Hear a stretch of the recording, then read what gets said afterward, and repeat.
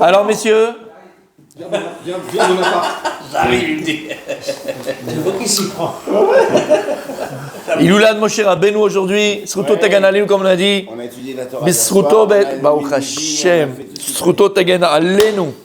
Et que par le mérite de Moshe Rabbeinu, Rien Nemna, C'est son anniversaire. Mashiach Harishon, Sheniske le Mashiach Ben David Bezrat Hashem, Shigal Otanu. Amen. Amen. Akadosh Baruch Hu Igal Otanu, Migal Otenu. Berachamim, avec beaucoup de miséricorde, beaucoup de miséricorde. Et mes amis, on est en plein dedans. Shabbat Zachor, Iloulad Moshe Rabbeinu, on est en plein dedans. Akadosh Baruch Hu, il nous donne une occasion historique d'en finir avec nos ennemis, d'en finir avec nos ennemis. Béhémet, d'en finir avec nos ennemis. Libérer les otages. Mais vadaï, d'en finir avec nos ennemis. Donc, Be'ezrat Hashem, Parashat Zachor, Shabbat Kodem Apurim Nikret Shabbat Zachor. Donc, le Shabbat, juste avant Purim, il est appelé Shabbat Zachor.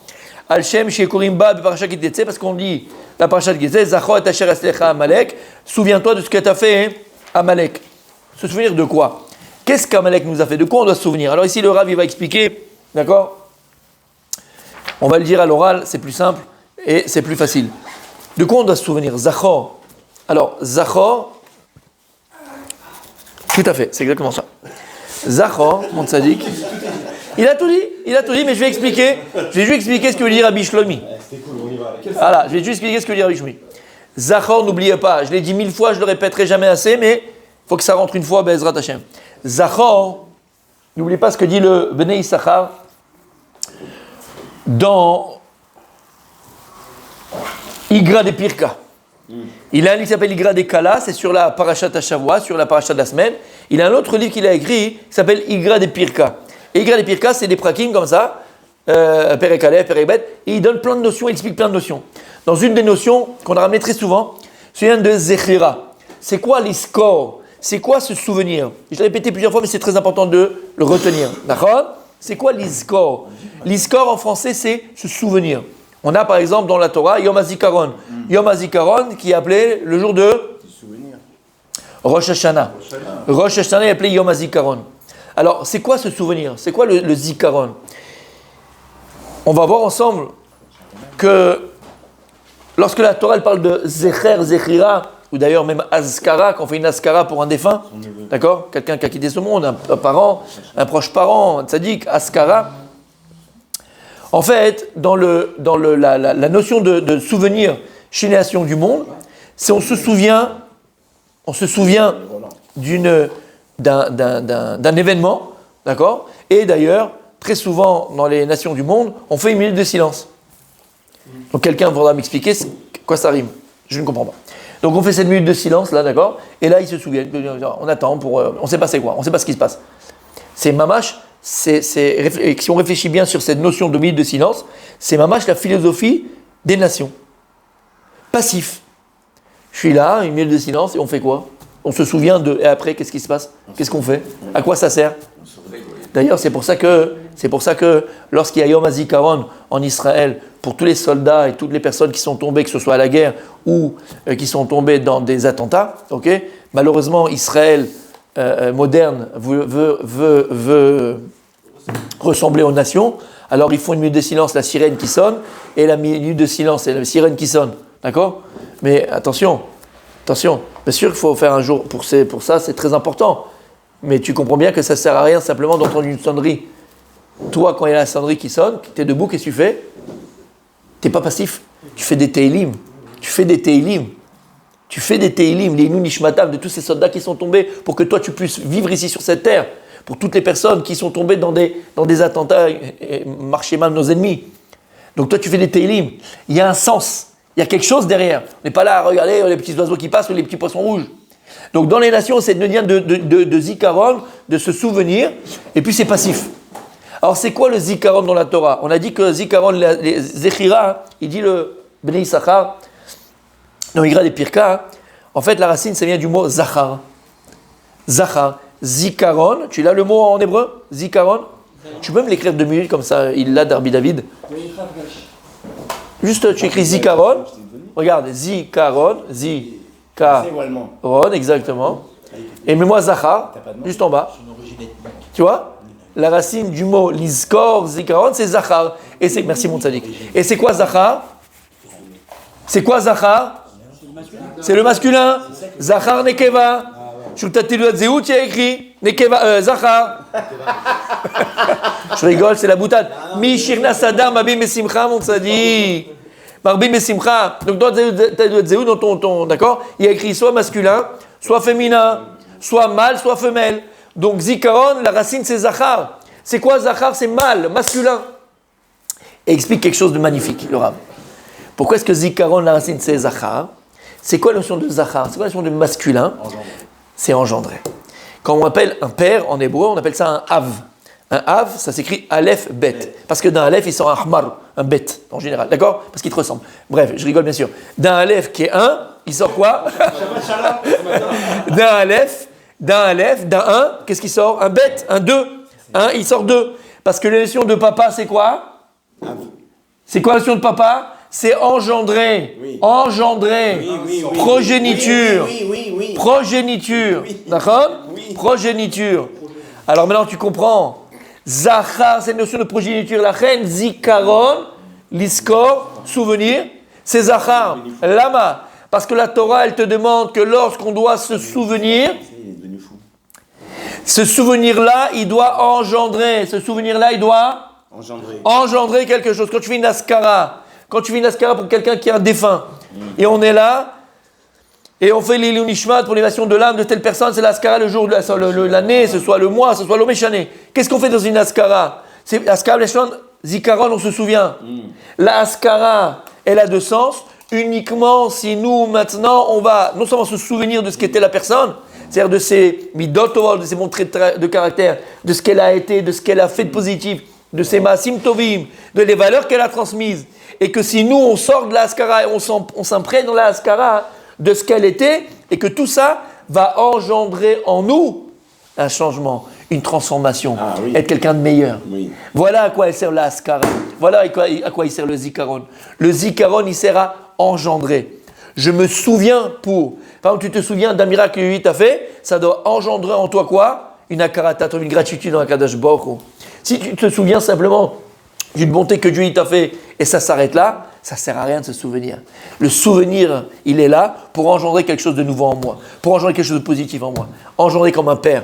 Parce que ce souvenir-là, il devient un Av et moi, je deviens son fils. Pourquoi? Parce que je vais continuer. Parce que moi, je suis, entre guillemets, ce qui a été engendré du souvenir. Quand il y a un changement en moi, quand je fais quelque chose de nouveau. Eh bien, c'est ça en vérité le lien de Zikaron. Alors ici, quand on te dit Zachoret, Asher Asa Lecha Amalek, souviens-toi de ce qui t'a fait Amalek. Ici, la Torah nous demande, c'est pas simplement de se souvenir que quand on est sorti d'Égypte, alors ils sont venus et ils nous ont fait la guerre, alors qu'on était fatigués sur le chemin. Non, c'est pas ça que tu dois faire quand tu vas parler de Zachor. La kavana qu'il faut avoir, c'est que Zachor est Asher Asa Lecha Amalek, ça doit engendrer en nous quelque chose. Et qu'est-ce que ça doit engendrer en nous? Eh bien, Ezrat Hashem, ce soir, après Arvit, on va voir un chidouche Atsoum de ce Zachor. Atsoum, non, vendredi soir. Ce soir, si Dieu veut. C'est du Netflix, on fait des... D'accord? Mais oui, mon tzaddik. Bémet, mamash. Quelque chose d'extraordinaire que tu n'as jamais entendu de ta vie. Et c'est important. En tout cas, pour moi, c'était important. Parce qu'on l'oublie et bref. Alors, en tout cas, tu as compris. Quand on va écouter Parashat Zachor à la synagogue, mon tzaddik, il faut que ça engendre en nous quoi? Pas simplement un souvenir de ce qu'a fait Amalek quand on est sorti d'Égypte. Et là-bas, ça doit nous rappeler qu'Am Israël et Moshe Rabbeinu et Yoshua ben Nun, ils sont sortis à la guerre contre Amalek. Et que ce Amalek là, c'est pas simplement un peuple ou des peuples ou plusieurs Amalekim qui se trouvent dans plusieurs peuples, mais en vérité c'est le Amalek d'abord qui est en nous. Ce Amalek qui est en nous. Ce Amalek qui est en nous, et dès qu'il voit une faiblesse, dès qu'il voit un moment opportun, il est là pour nous faire tomber. On verra ce soir, entre autres, en quoi il essaye de nous faire tomber. En quoi et qu'est-ce qu'il utilise comme arme pour nous faire tomber. Et quand il veut nous faire tomber Amalek, c'est pas comme un ennemi, bon, il veut juste une richesse, il te prend l'argent, il est parti. Quand tu étais des fois à Sarcelles, le type il voulait ton manteau, d'accord? Bon, aujourd'hui il veut pas ton manteau, il veut tuer du juif. À l'époque, c'était pas le juif, ça ne le dérangeait pas, c'était ce qui portait le juif. Il voulait nos manteaux, nos chaussures, nos trucs, d'accord? C'était ça qu'il voulait. Aujourd'hui, c'est pas le manteau qui l'intéresse, c'est l'âme du juif. Il veut tuer le juif. Tu as compris ce que ça veut dire? Eh bien, c'est pareil ici, mes amis. C'est pareil ici. Amalek, c'est pas seulement qu'il veut le manteau, c'est pas seulement qu'il veut les chaussures. Amalek, c'est le juif. Qu'un juif vive, ça le dérange. Il ne peut pas vivre dans le même monde qu'un juif. Et il est prêt même à se suicider Donc on le voit, hein, les kamikazes. Le type, il est prêt à se faire sauter, va mourir, pour tuer du juif. Parce qu'il ne peut pas supporter le vide d'un juif. Il ne peut pas. C'est pour ça qu'on juxtapose la paracha de Zachor, qu'on va lire juste avant Purim, parce que Aman, c'est exactement ça. Aman, à l'inverse, Purim, à l'inverse de Hanouka, Aman, à l'inverse des Grecs. Les Grecs, eux, c'était l'habit du juif qui le dérangeait, c'était l'aspect du juif qui le dérangeait, c'était la religion juive qui le dérangeait, mais pas le juif, le corps du juif, c'est pas grave. Si t'es comme nous, on t'accepte. Ça, c'était les Grecs. Aman, c'est le juif, le corps, la personne. Maintenant, la personne, il pouvait ressembler à un Perse. Mamache, mais il est juif.